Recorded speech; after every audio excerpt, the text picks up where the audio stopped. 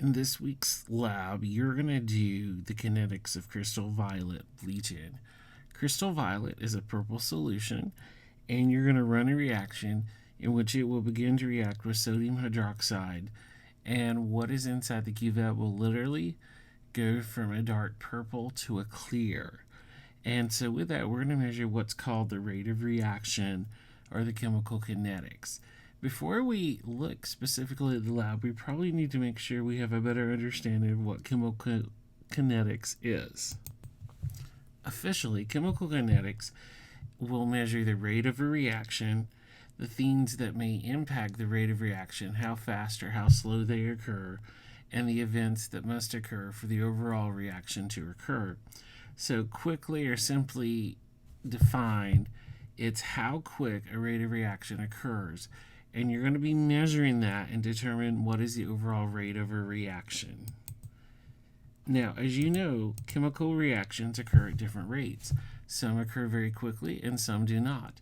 If we look at the spoilage of food, that's a great example of chemical kinetics.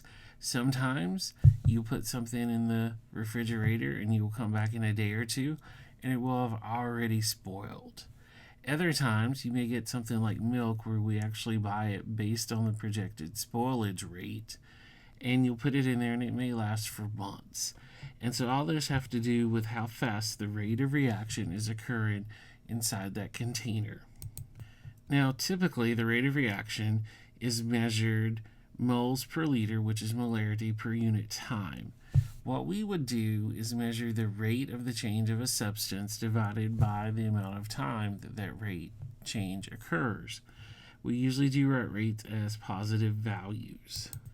Depending on your perspective, you can look at it the rate of disappearance of reactants or the rate of appearance of products. If we're focusing on how fast the reactants disappear, that would be a negative rate, and we usually correct it since we like to write a rate as a positive as the opposite, and you will notice the negative sign in this slide. And so we can measure how quickly the reactants disappear or how quickly the products appear. One of the things you may be asked to do, especially in your lecture or maybe in your homework, is to take an overall reaction and to begin to talk about how you would write that.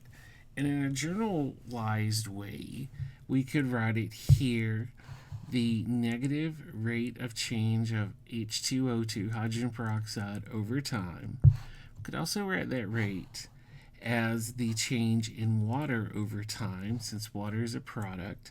Notice there's no negative in front of our products. Or we could also measure as the change of O2 over time. Those are all different ways we can measure the kinetics of that reaction.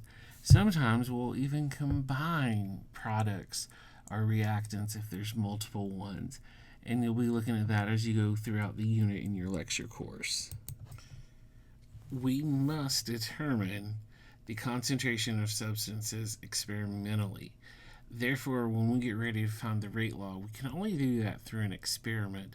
There's really not a way to predict it because the rate of reaction is impacted by many different factors such as temperature and some of the other conditions, the amount of reactants, and various things.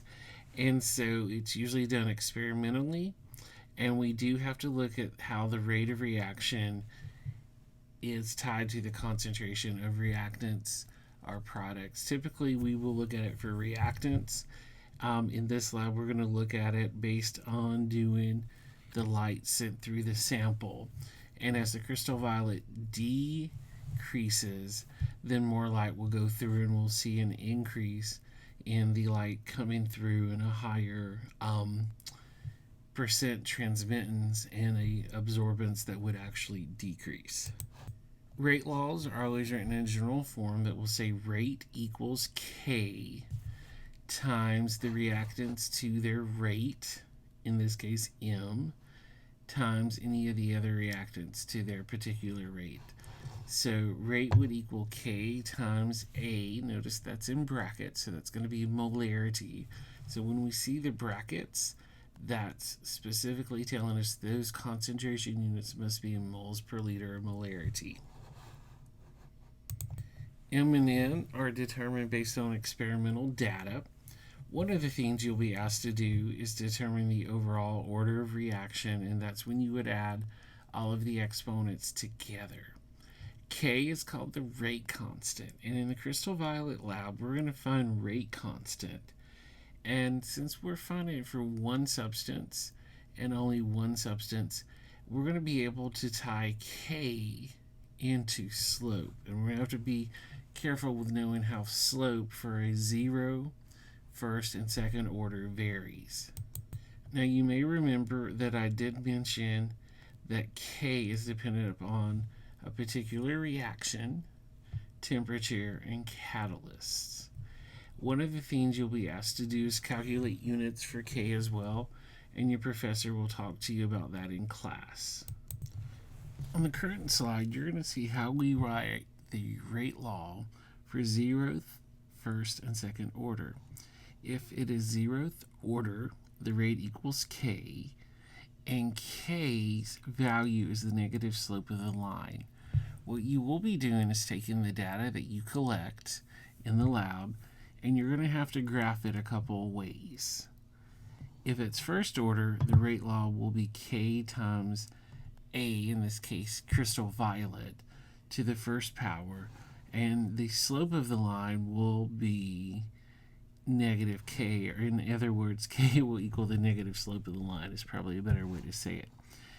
If we graph the data and it's second order, the rate law would be rate equals K times crystal violet squared, and the slope of the line is equal to K. Notice the negative slope of the line is for zero in first order, and for second order it is positive.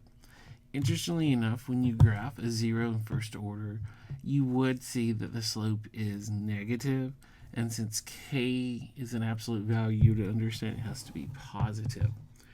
Another thing that's going to be helpful is when we take absorbance in time, we're going to graph it.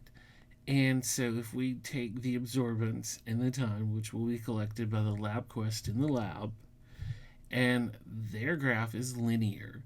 And remember, one of the ways we find how linear a graph is by the regression or the R value. The closer it is to 1 or negative 1, the more linearly or more likely the relationship forms a linear relationship. If we graph it and we do not see absorbance versus time as linear, then we're going to go in and manipulate it, and we're going to test it for first or second order.